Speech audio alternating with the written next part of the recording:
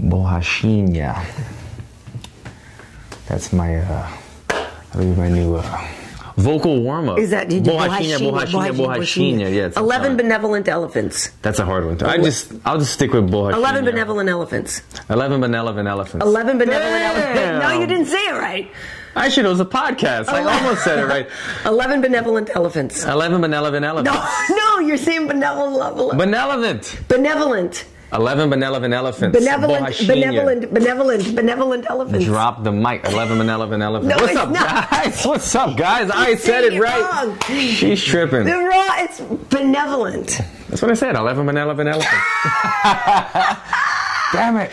I'm warmed up, though. I'm warmed up now. It works. I'm good to go. Welcome to the MMA podcast. As you can see, Alan Jouban is back. Great to see you. Good to be back. What's up, guys? I'm Karyn. So listen, we will talk about UFC 220 and Bellator 192 as well. First and foremost, so we've got to give a real tribute because the reason you weren't here last week was... Oh, yes. And you guys gave me so much love. And thank you for a tremendous amount of love from fans. People that I had never even met were messaging me saying that like they felt like they knew Buster because of all the posts that I did. So thank you for the love. I had to put down my over 10-year-old bulldog Buster. He was my sidekick for 10 years. And it's funny, before I even had my son Cage, I used to go to my dog, go to Buster before the fights and be like, I fight for you. I'm going to buy you so many gifts after this fight. So yeah, exactly. Like, shoes to chew on. That's what he meant to me. So for all the animal lovers out there, you know how tough it is. I wasn't able to make it last week. I'm much better now. I've gotten in a good place as me and my family. Yeah. And, but thank you for all the love from everyone. It's heartbreaking. Yeah. And I wish you could, like, I wish, for your fight next month, I wish you could have like a Buster patch on there. Put a little something on there. You should sew something maybe on the inside that people can't see, but that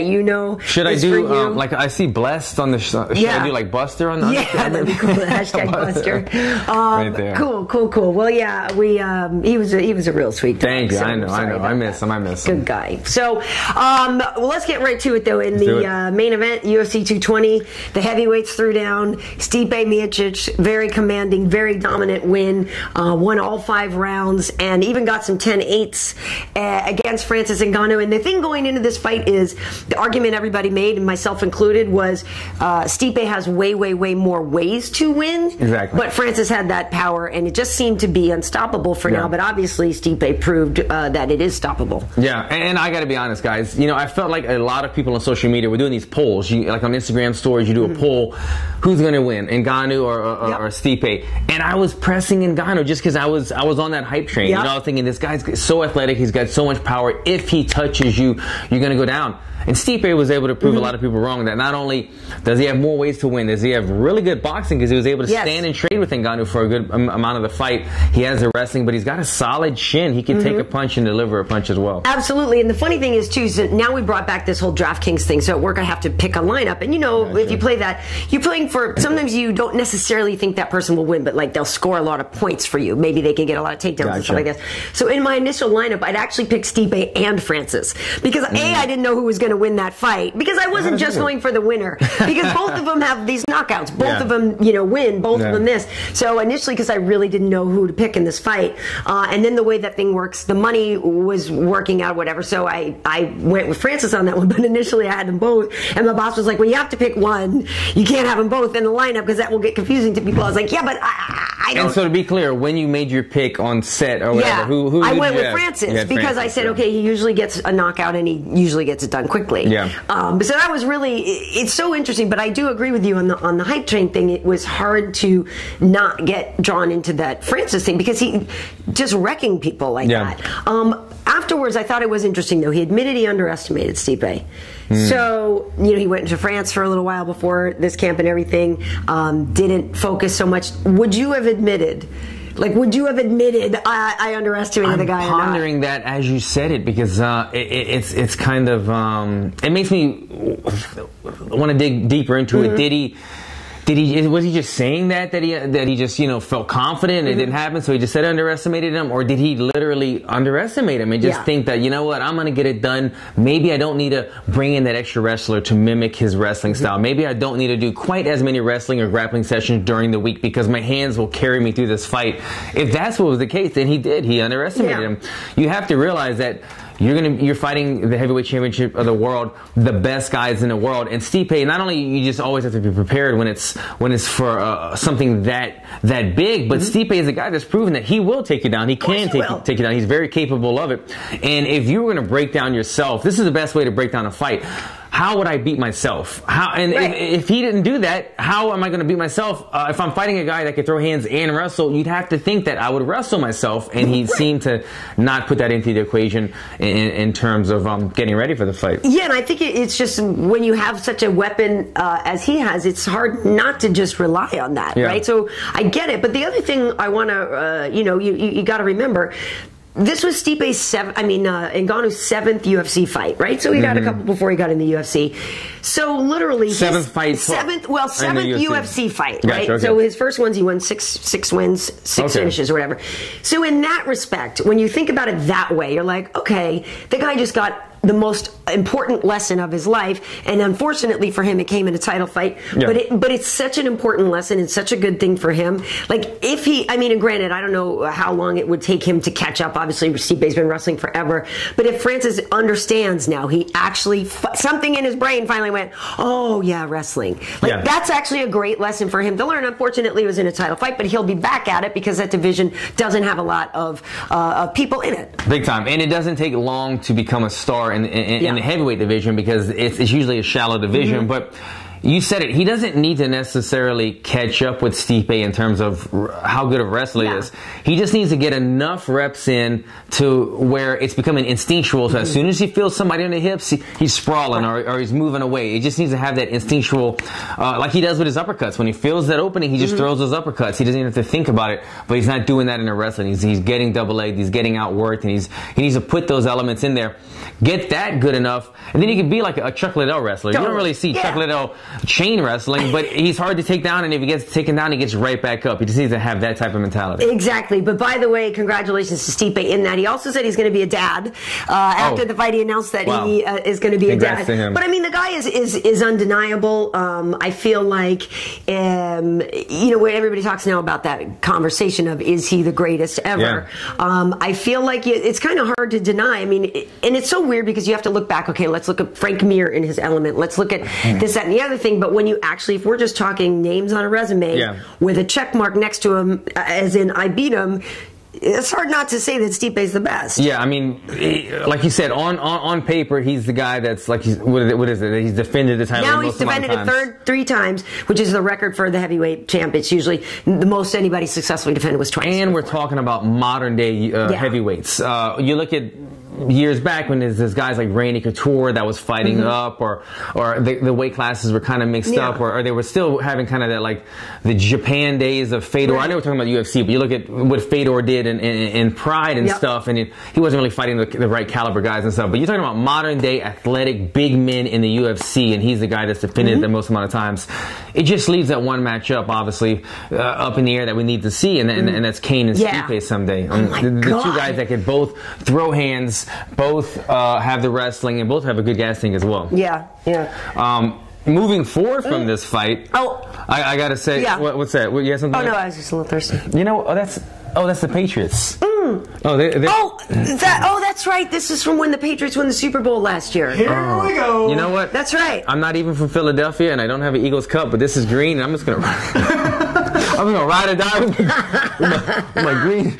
All of a sudden he's like, "Who that? That's the Eagles." Who says? I'm like the Ninja Turtles are fighting. The Ninja Turtle green right here. Yeah, I just have to sprinkle that in a little bit. My paths are doing well. Okay, so speaking of Kane, of course that leads, and I do hope he's coming back. He's been posting pictures at the Performance Institute, so I feel like Kane has. Okay, so he's doing better. Let's talk about his teammate. I always want to say roommate, DC, but it's his teammate. I bet you DC would like him to be. Oh my God, yeah. They would love it. DC gave us all a good scare over at Fox in that first round with, Volkan was tagging him. Volkan started so quickly, and DC was at the beginning, keeping up with him in pace, but he was getting touched, and I was a little nervous because DC was kind of getting into some exchanges that were slightly reckless, and he was kind of kept leaning in, and we know that Volkan has these like sneaky little things things that he can get you with it, left hand, like all these weird angles. So there were some things going on the way that DC was leaning in that were making us a little bit nervous.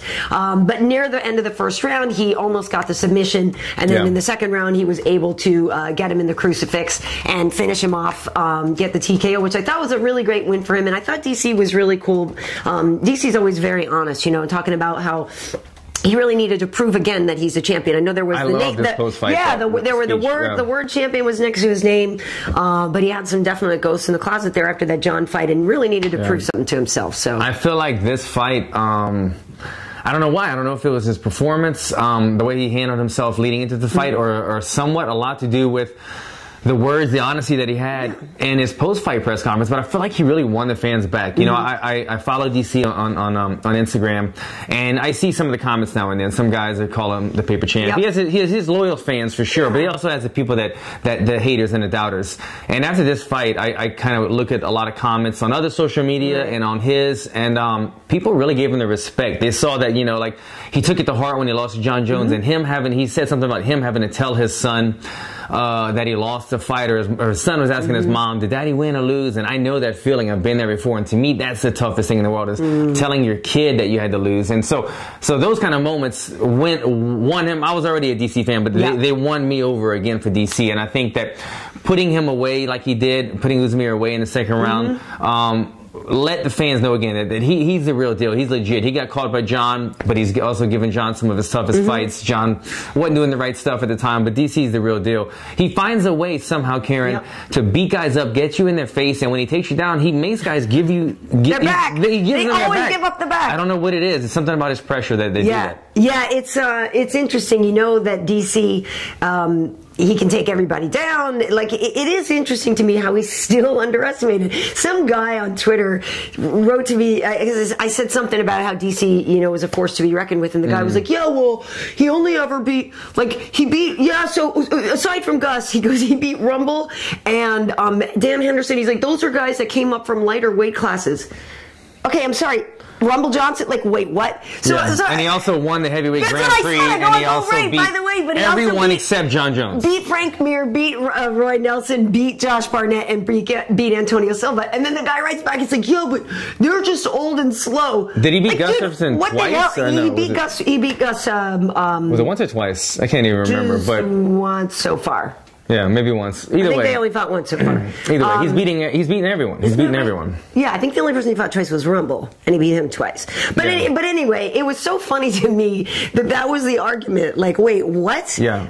I don't understand what it is about DC. I guess it's just that they're so heavy John fans or whatever that they don't recognize what he's done. And I think maybe it's because his personality is so happy and jovial, they don't respect it. And you know what it is too. I think when DC is in camp against John Jones, there's a personality that comes out of DC that some people don't like. And something about John Jones gets to DC, and it makes them have to say things that fans don't like. When he brings up the old stuff about drugs or with his wife, and fans didn't appreciate that, and it made DC almost be somebody that he wasn't. And when he's not in camp with John Jones, when he's fighting a different type of opponent, I think you get to see the more real, genuine DC, who is a good guy, and everybody knows that. But there's sides of him that come out when he's competing against John Jones that the fans don't take to. You saw how he was against Oezdemir. That's how he is. He's a good guy. He's a father. He's successful outside of the cage. He's successful inside of the cage. There's not a whole lot to not like about him unless you just don't like his style or the look, his physical look or something. But other than that, he's a good person.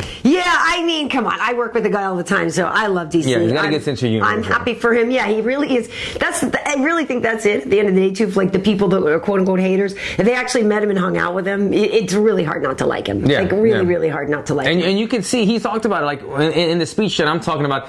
He's saying, "Yeah, I cried in the cage." Yes. Like he brings up his flaws and he brings up his embarrassing moments, and he owns them, and I respect that about him. Absolutely.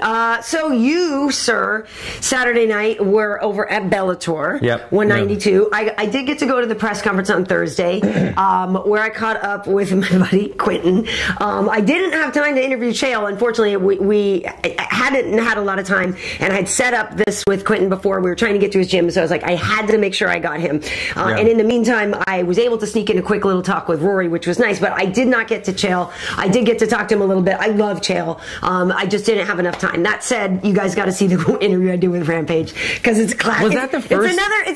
I hadn't seen him in a long time. But it hasn't been. But it's been since that first interview, or? Oh no, we've done several. But yeah. Okay. Because like I'm watching it, and I feel like this is the first time they've done an interview since that first one. That's how it felt. It was Well, I hadn't seen him in a while, and that was the whole thing. Is we've been going back and forth. Like I'm texting him, like, dude, it's been too long, and this and that. And he was saying this time, on his camp, he was kind of really much more in lockdown and much more focused and blah blah blah blah blah. So we didn't get to do it before. Anyway, you guys should definitely check it out because Clint's hilarious. Yeah. And it's an instant classic again. We love him. But that fight, I got to be honest with you, I had it on. We had it on in the studio, and we could watch them both, and you kind of knew exactly what Chael was going to do. But there was a part of me that, and I respect that that's the best strategy, and I don't think anybody wants to get punched by Rampage, and Chael did get slammed or whatever.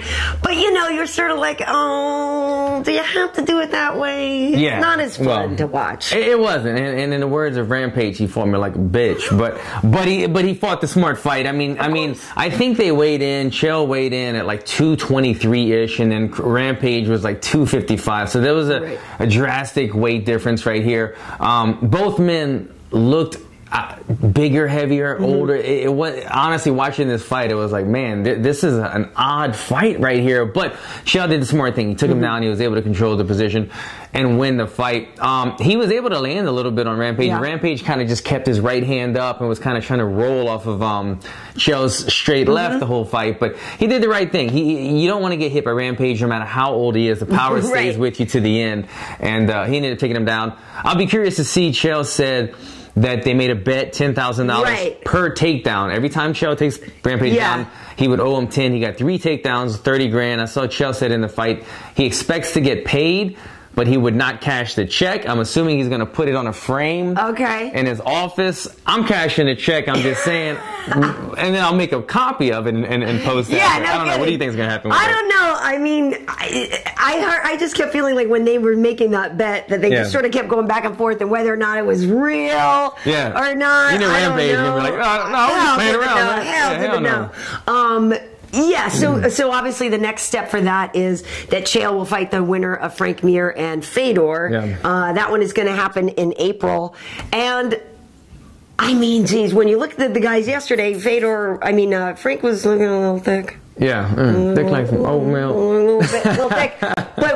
But Fedor isn't what Fedor used to be. We bring up I know, but I really like Frank, and I'm really not trying to harsh on him. Cue the thick picture. No, listen, I like Frank a lot, but he looks a little heavy. That's what I'm here for. No, but the fight's not till April, so he can slim down. But I think when Frank is a little slimmer, obviously he's more effective. The guy has obviously seen everything, done everything there is to do, and is obviously one of those people that's in the conversation of greatest heavyweights of all time, as of course is Fedor. Yeah. I think Frank, can still be quite dangerous, but he needs to get in shape. Yeah, he's gonna be the bigger man against Fedor. Fedor's usually the smaller guy fighting at heavyweight. Man, this heavyweight tournament is just it's weird. It's like playing some type of throwback like MMA game or something. Like you take all these guys and like look at the fight. There was a 35 pound weight difference between Rampage and Chael, and they're 40 and 39 years old. I didn't even know that Chael was older than Rampage. Chael's 40, Rampage was 39, I believe. You look at Frank Mir, he's been in the game forever. Right. Fedor, on the other side of the card, there's a ton of guys. King Mo, we've got guys that are middleweights, we've got guys that are light heavyweights. Right. Heavyweights, it's so scrambled up, man. I don't know what's going to happen in this tournament. People are going to tune in regardless, but it's there's no MMA math involved in this. Here's the thing. I wish I saw Mir versus Fedor 10 years ago. 10 years ago. There we go. That's a good number. Yeah. You know what I mean? At Affliction or something. That's what I'm saying. Like 10 years ago, that would have been tight. Yeah. Now I'm not sure what's going to happen.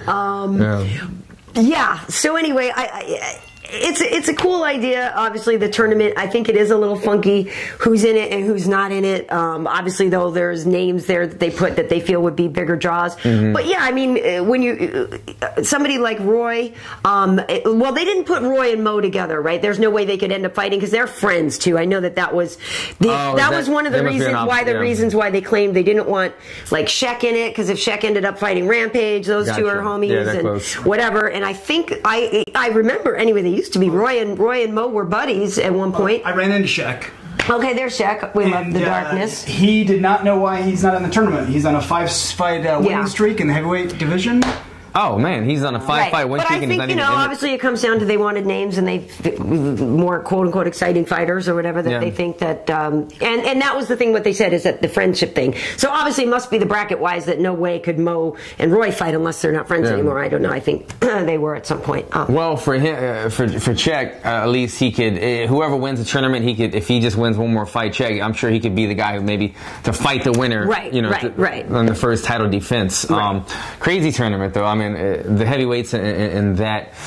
Oh, in Bellator. I wonder if I'll get another cup this year. Yeah. No, Roy and Mo could. Oh, Roy and Mo could fight if they win. They're on the same side of the bracket, yes. Yeah, Mitrione and Roy is a yeah. You don't care who wins the Super Bowl. Oh, but Bader and Mo is just a great light heavyweight fight. Like, why is this at heavyweight? I don't have this on the screen. All right, I'm just saying whatever. We're looking at the tournament. It's going to be a good Super Bowl. Yeah. Whatever. Okay. Good anyway. Old Brady. Speaking of older guys, good old Brady. Good old Tom Brady. Comeback kid. Still crushing it. Who else was in that fight? Rory McDonald. The Red Dragon. The Red King. The Red King. Red Dragon. That's Jason Ellis. That's my boy Jason Ellis. All right. So the Red King. That was a tight, a really tough fight. His leg. Rory got beat up. That dude is. I don't know if when I look at Rory, sometimes I think too tough for your own good. Like I get a little bit like, oh my God, I don't like to see him get he gets trashed even when he's winning and wins fights. He looks horrible after. It's very upsetting. I feel like he had two black eyes before the fighting started. It's something about him. He just his face swells up, and I'm not like making fun of him. No, not at all. He always has black eyes and stuff, and takes damage. He's tough as nails. If we were doing the heat, the guy who gets heat, yes, we're going to start that endurance, all that stuff. Anyway, today, Rory would definitely be the guy that has the heart. I mean, tremendous amount of heart. To have your legs swell up that badly early in the fight, and to still be able to shoot on it and take him down and come back and win the fight. I pretty much had the fight 2-2. So the fifth round in my mind was the deciding factor, and his leg was trash, and he still was able to take what's his name down? Douglas Lima. Lima, thank you. Still able to take the very big welterweight Lima down. This guy is huge. When he's not in at 170, he walks around over 200 pounds. He's a very big man. Still able to take him down. Pull out the win. That was a seasoned vetein type win for Rory. Yeah, for you, I'm curious what you thought of that, because obviously that is your weight class. So obviously Rory is somebody that used to be in the UFC, and I'm curious, do you think that over there, because sometimes people go over to Bellator and everybody's like, oh, it's going to be easy. It wasn't easy. Lima's very, very tough. But do you feel like you saw sort of a vintage Rory performance? Did you see a new Rory with new wrinkles? Like, what did you think of him as the fighter? I think Rory has always been just a phenomenal fighter. He started all of mixed martial arts at such a young age. You can see his jiu-jitsu, his wrestling, his striking, everything is just on point. His cardio. So I don't think I've seen so much involved. I'm not saying he hasn't evolved, but he was already black belt at everything when he went to Bellator. He was just having a tough time in the UFC. He was matching up with guys that he wasn't doing that well against. Going over there, fighting a new caliber of fighter. And I don't want to say caliber, but just new guys that he hadn't faced before. I'll tell you what, though, Rory went into that fight supremely confident. He was saying, he was saying, everyone pretty much knows I'm going to win this fight. He had that type of confidence, and I guarantee you, going into that second or third round when he could barely walk, he was thinking, holy crap, what did I get myself into? But he gutted it out, and he really worked hard for that victory. Yeah, I did get to speak with him on Thursday, so people can see that interview on my channel here. And I do believe he was very, very confident. And was talking about going over there and trying to be a 2-division champion. Oh, yeah, all that. Which was, so I got pretty excited because he talked about wanting to fight Gegard, which I would love. That fight would be awesome. And Gegard's not obviously a middleweight who used to fight at 205 as well, but I feel like they could definitely meet in the middle. It wouldn't be huge. No, it wouldn't be a huge difference. And Rory is not a small guy. You know what I mean? He's sort of more broad than people maybe realize and stuff. But I think that would be a really good fight. It'll be interesting to see what he does over there. I really liked. I don't know if we grabbed the picture. Maybe I forgot to tell you, but Doug Doug Lima put out a picture of him and Rory after the fight, and he was like, "Yeah, I'm really pissed off at myself, disappointed, but you know what a warrior." Like, here we go. I love this. I mean, but seriously, that's what I'm saying. It's hard for me to look at Rory after a fight because it hurt. Like, I feel the pain. He's got so much scar tissue. I know. I saw the best meme or something. I guess he wore a turtleneck. Yeah, he was wearing a turtleneck on Thursday for the interview. Was it like moderately high? Was it like normal? It was a turtleneck. I saw the best. Somebody did this like meme and they had it like coming up all the way up to here, and it just made him look like this crazy serial killer. I wish we had a picture of him, but yeah, man, he looks like his fight name, or what is he now? The Red King. No, he's not the Red King. He's like the Romac Gorilla, but he used to be Romac Gorilla. Here's a picture from. But yeah, I don't think there was anything wrong with the turtleneck. It's not that bad. I mean, I'm not a turtleneck guy. I've never have been, to be honest. But the one that I saw was like over his mouth. It was like way up to here. I gotta do Rory. He just looked like a crazy guy. I gotta do Rory. He's a tough as nails guy. Yes, man. he is. He's super, super tough. I like him. I was happy to catch up with him. Wish him the best. It's funny because people do give him grief about how he dresses. He was wearing an Hermes belt. Yeah. I was not mad at the way Rory was dressing. Stylish. He dresses stylish. And he's got his new. He's going to have a line with Everlast too. They made this announcement. We have that video up as well where they're explaining. He's got his own merchandise line with Everlast called Red King, and so cool. I mean, I'm happy for Rory. A lot of people obviously their frustrations with the UFC and not being able to make that ancillary money on the side and other deals. So good for him. He's a good kid. Business-wise, I feel like he's made a smart decision as well. I saw somewhere that I think Rory was supposed to make a show purse of $400K for this fight, and then somewhere that in sponsorships he made an additional $400K, something around that. So he's in the money. He's making good money. He just won the belt. He made the right decision for his career. Absolutely. Right.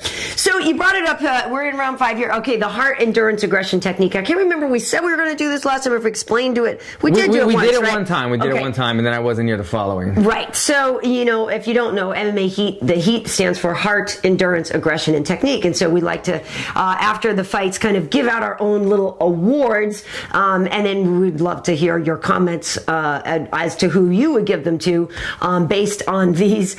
So heart. I mean, I feel like maybe it's got to be Rory. Yeah, I mean, for me. Yeah, just fighting with that damage of a leg, I'm going to give it to Rory. We're going Bellator and UFC on this one. So I would give heart to Rory. Endurance is interesting. Like partly. Should we give it to Ngannou? Well, that's the whole thing. Yes, like partly I want to give it to Ngannou because he actually just took it for the 5 rounds. That was a joke. But I gotta give it to Stipe because, to be honest with you, Stipe never took his foot off the gas. Right? Like, so even though he was commanding, even though there was a couple judges that gave him some 10-8 rounds, I believe it was 50-44 on some of the cards.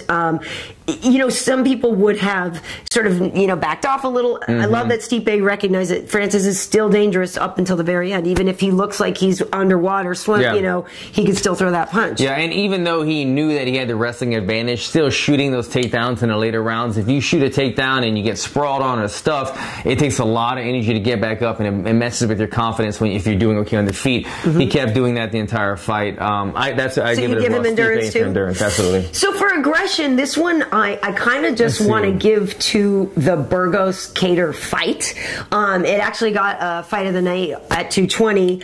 Was that under? No, it was on the main card. Okay. But it was back and forth. It was a close fight, and Burgos is kind of this guy who. What was really cool about this fight is these guys are 45ers, like not even ranked or anything. And when you looked at that fight and you saw how good they were, like that division is really coming along. That these are guys that are like in the depths, in the middle of the pool, and they threw down with this great fight. Both of them aggressive. Kattar ended up getting the knockout. Burgos was undefeated, never been stopped, and they both just went at it. I give that sort of that fight the aggression award. Personally, featherweight division coming up. Yeah, I don't remember that fight, but I'll take it. Aggression on that one. you were aggressively throwing elbows at the bar at that point, trying to get a drink. Yeah.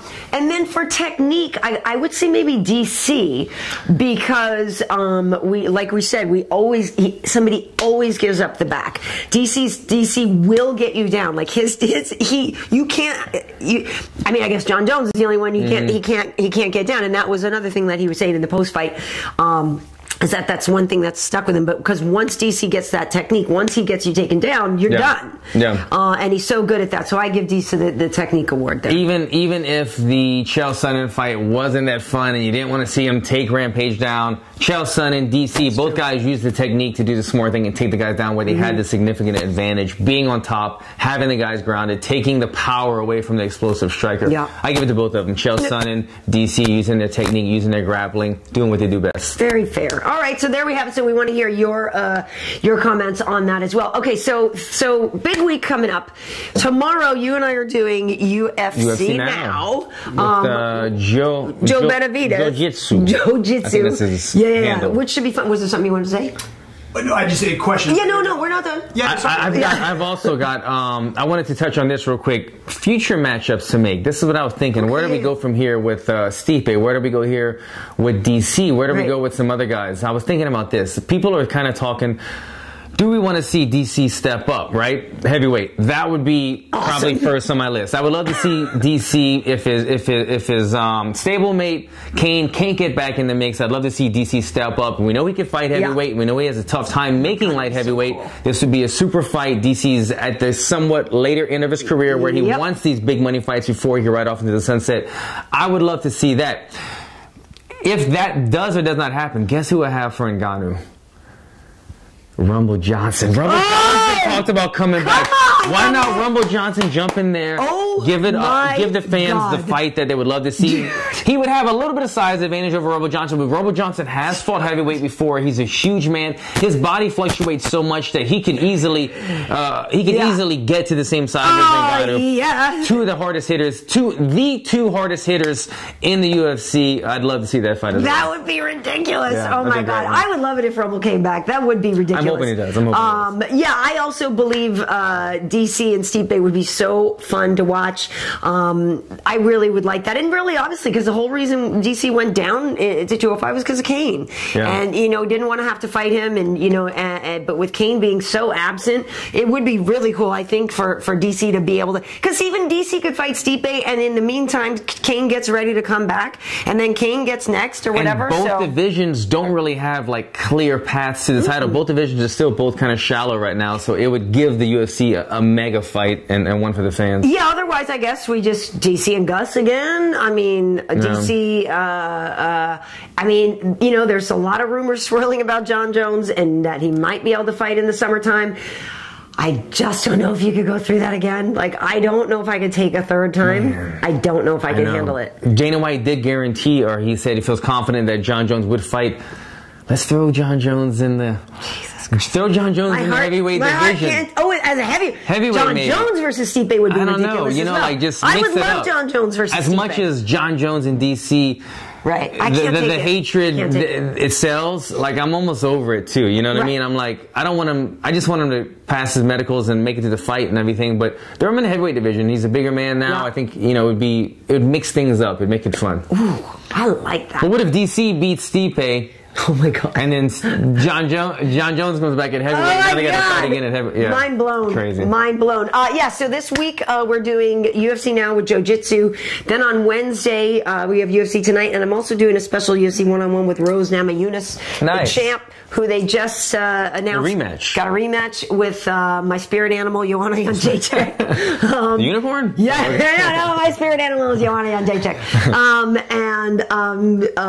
So we're going to do a special show on that, and then Thursday I take off for Charlotte, North Carolina, North Kakalaki, to watch that Brunson Jacare rematch, which I'm excited about. That should be really good. Yeah, it was kind of under the radar for me, but I was watching the countdown or something, so it got me excited about it as well. It's good. So we got some. Oh yeah, here we go. And now look, it's Alan and a couple of handsome guys coming up on the screen. Brace yourself. Yeah, my fight's coming up February 24th.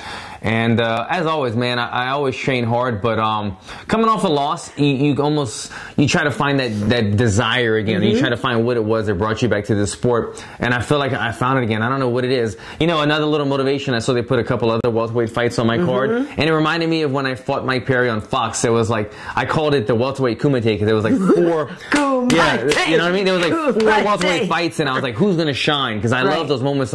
It's so competitive. Who's gonna shine that night? And I've got the same feeling about this card. There's a couple welterweight fights on here that stand out to me, and I just want to shine and get everything going again. So that fight's coming up. I will be ready. I promise you I will deliver this fight. Very nice. Very cool. I'm excited for that, and I'll be there as well. And my mom and brother are going to be able to come and watch you fight in person. Nice. So it's going to be cool. It's going to be brother, the guitar player. Yeah. So if on Instagram, he's 6-string guy. He plays electric guitar. He's like a total like rock and roll dude. Yeah. So that's because of my brother Dane. That's why I know every Van Halen song there ever was. But yeah, like he really is into like Joe Satriani, that kind of stuff. So he's very, very good. So you guys could, if you looked for him on Instagram, 6-string guy, that's my bro. Or you could just search Dane Bryant. So that's good stuff. So we have some questions coming in here. What we got? Real fast. One of you guys gave a shout out to Jack Bill tuning in from India. Jack Bill from India. Damn, we went international. I love it. I love it. I used to have an Indian roommate in college, Sangeeta Bhatia. Who, you know him? No, it's a her. And she's like literally... Yeah, what are you rooming with guys for, Karyn? Yeah. Actually, I prefer male roommates. If I'm being 100% honest, it's easier, less drama. But yeah, no, she's like literally this MIT scientist, like who... I don't think she's quite won a Nobel Prize yet, but she will. She's like really, really genius. Does it make you feel like I talk on the magic picture box, Alan? Okay. That's just as important. Okay, so you'll get some type of award, I'm sure. No, I'm not sensitive about that at all. You're changing the world, Karyn. You're helping. One face punch at a time.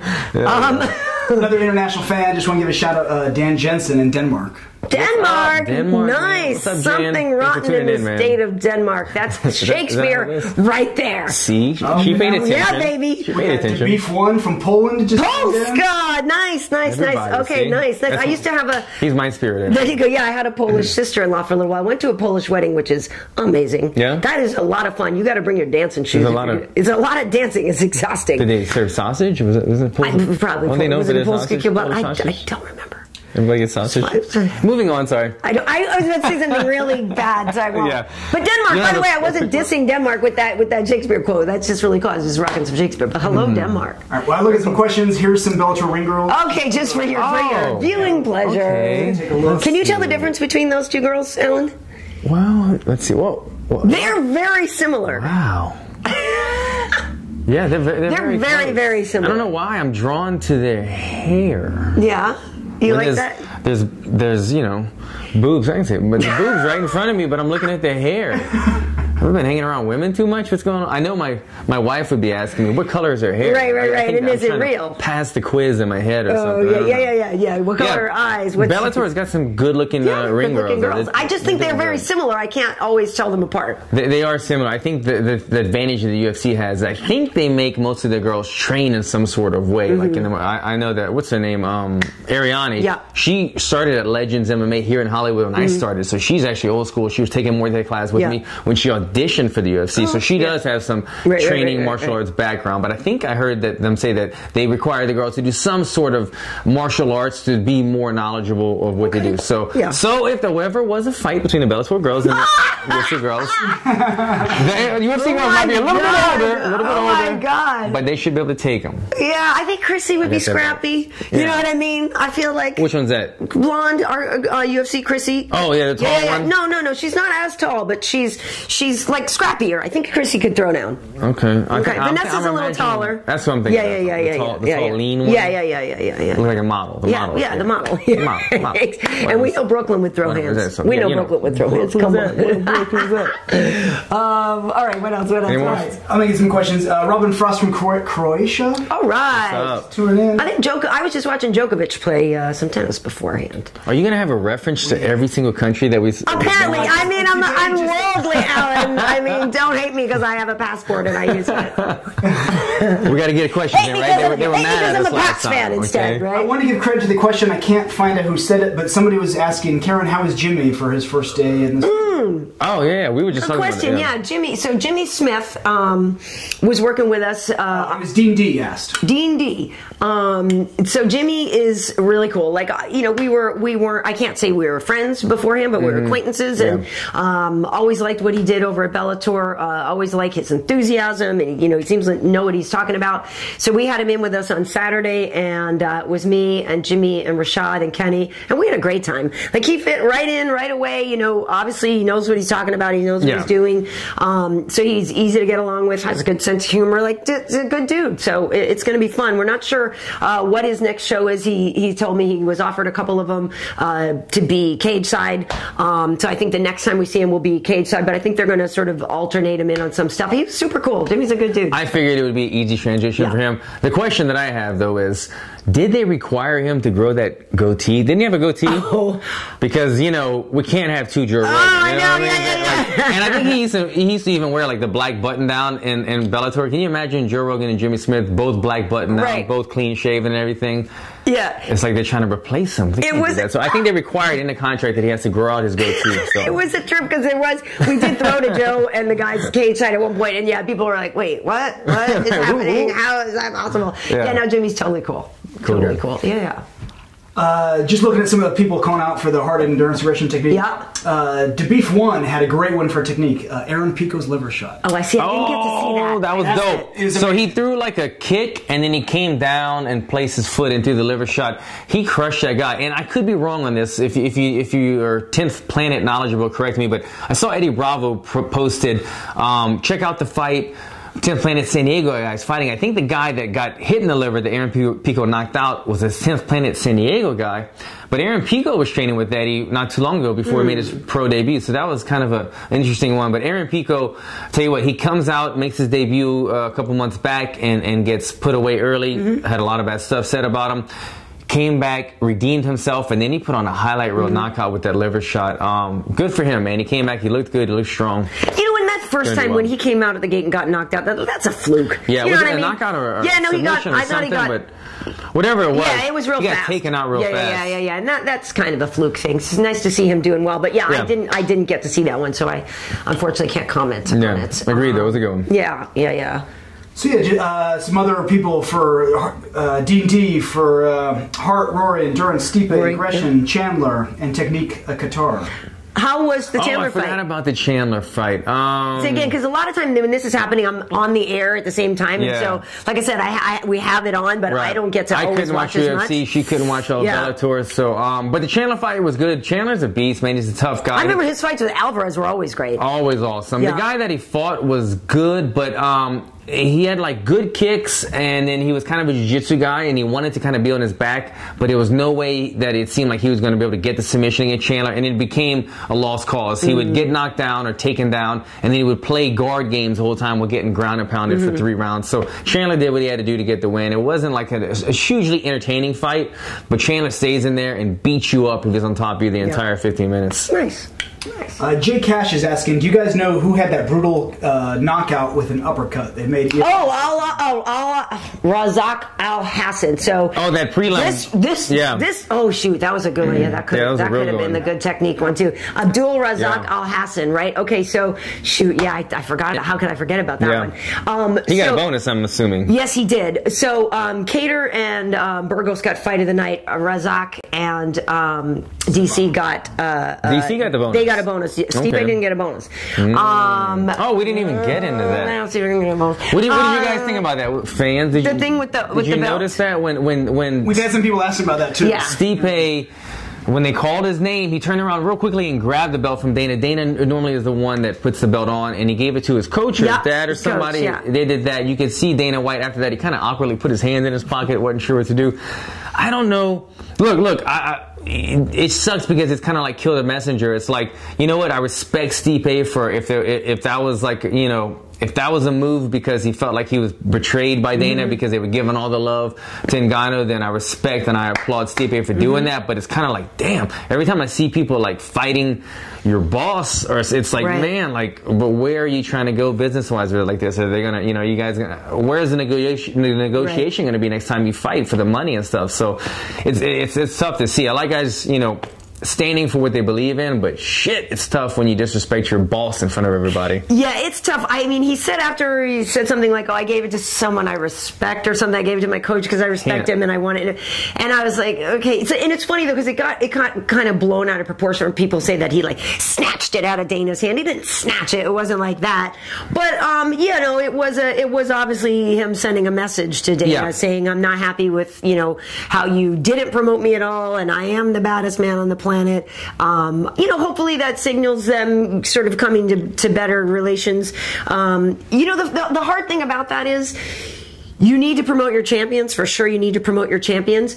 But Stipe is like the salt of the earth, the greatest dude. Like I want, you know what I mean? Stipe's the guy that you want to be your fucking buddy, man, right? Like, see, he's so real and so just true, but he's not into the promotion game. And so it's a little bit of both because he doesn't enjoy that part of it and doesn't embrace it as much as others do. And you can understand the UFC's frustration with a champion who isn't out there trying to sell himself as well. But that's who Stipe is. So you just got to accept that that's the dude who's just a badass who's not going to go out there and yap like crazy. At this point, though, isn't he undeniable as like the greatest? Like at this point, now he is easier to sell because now it's like the UFC just has to go and they have to put all their PR into him and say, look, now we have the greatest guy. Like they use what he's done to his advantage and help him, work with him, not against him on this one. Especially after toppling Ngannou, who seemed unstoppable. Yes, and for Ngannou, it was like not only does he look like the guy that you want to be the baddest man on the planet, and everybody liked him and had a likable personality, but he was also at the Performance Institute, which is also the UFC headquarters. So you're brushing shoulders every day. Dana said he saw him every day. You see the guy every day. You see when you're seeing the matchmaker and Dana White and every day, the president every day. Then you develop a relationship and a rapport, and they're going to kind of root for you more, especially when you're blowing up. He was the biggest face at the Performance Institute, and that's what they're trying to do. They're trying to get fighters to come over there and train and build the social media, build the following, and he was a leader in that. That's why a lot of the UFC really wanted him to win the fight. But to your point about Abdul Razak Al Hassan, that was a great fight, and that was a rematch. If people don't remember the story at UFC 218, that was a rematch. The fight got stopped. Herb kind of thought Sabah had gotten hurt. Really, Sabah had kind of dropped down. It looked like maybe he was changing levels. You could understand how it kind of looked the way he kind of went down. You could see if you were from a different angle that it might have looked like he sort of crumpled or whatever, but he wasn't. He was still working. He was still active. But Herb had stopped the fight, so they let those two go at it again for a second time. But yeah, this time Al Hassan, there was no question about it, just slept him with that uppercut. That was he didn't a leave really it to great the judges. punch. That was a really great punch. How are we doing on time? I want to ask the guys. I was in the back. I was cornering guys at Bellator, so I wasn't really able to hear the broadcast and whatnot. I wanted to see how you guys thought my man Big John McCartney did. I've always been a fan of him as a referee and a person, and we always get along great. I didn't get to hear how he did in his debut. I just want to know, get your thoughts. I'm curious to see how it is. Let me know if we have time to do a quick comment. How did Big John McCartney do in Bellator, and then what did you think about Jimmy Smith as well on TV? Yeah, I feel like people generally seem to like what John was doing. That's what I'm hearing. I don't know. Yeah. But Bellator was happy. You know, at the press conference, Scott Coker was very impressed. Said, he did well. Cool. Joseph Boza has a question. If you could clarify. He said Dana wouldn't actually say Conor was stripped, but he was referring to Tony as the defending real champion. Okay, so is he interim? Is he not? So here's what I think is happening. That they're saying that Tony and Khabib will fight for the real title, quote unquote, real title. Right now, Tony is interim champ. They're saying that by the time that fight happens or whatever, they're still not expecting Conor to have fought, and that he will probably, get stripped. But I think what is happening, and I have to agree with Kenny on this one. Kenny sort of theorized this, is like, they booked Khabib and Tony 3 times before. How many times has Khabib and Tony actually happened?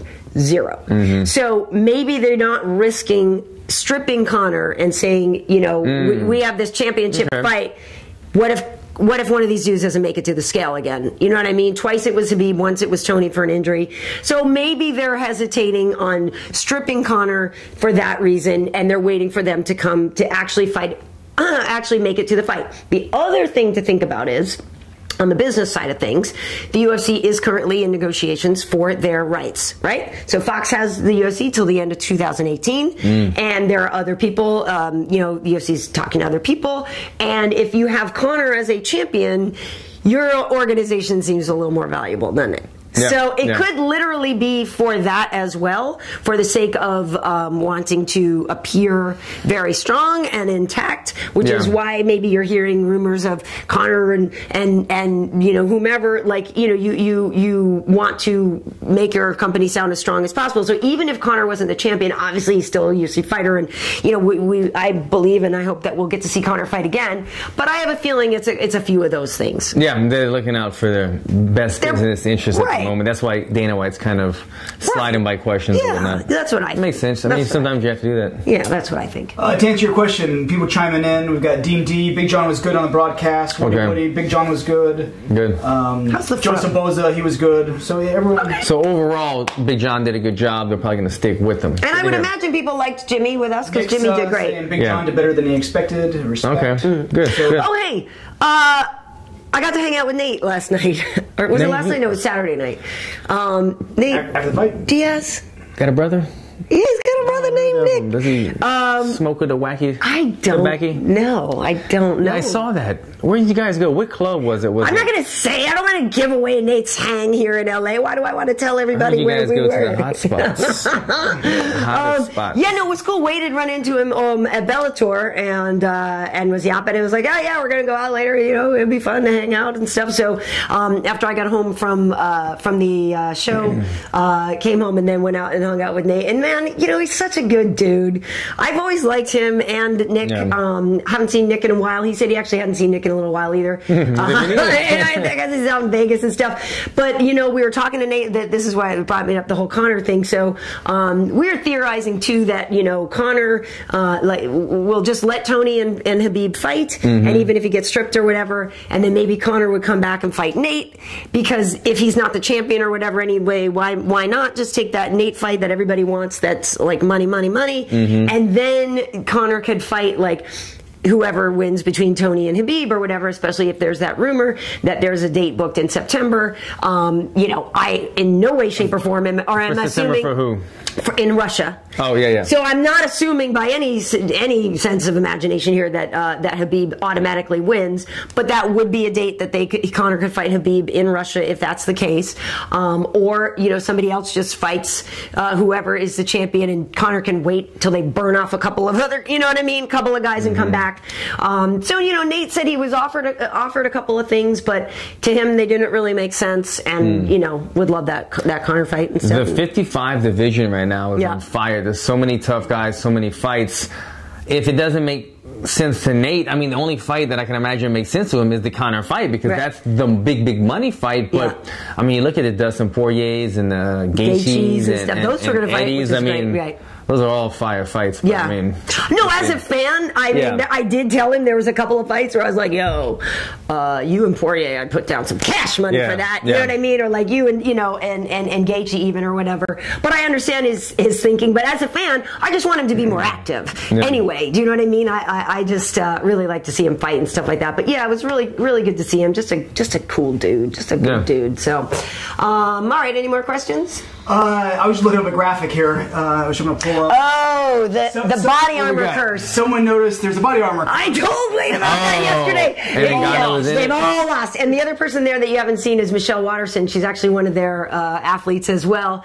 And yeah, I did point that out. There was like, that's that body armor curse, which is a little bit of a bummer. Don't sponsor me. Yeah, I know, right? Well, I mean, it depends how much they're paying. I mean, if it's good, I'll take one loss. They can sponsor, broadcasters. Yeah. I mean, in between, I could be chugging my mango body armor out of my...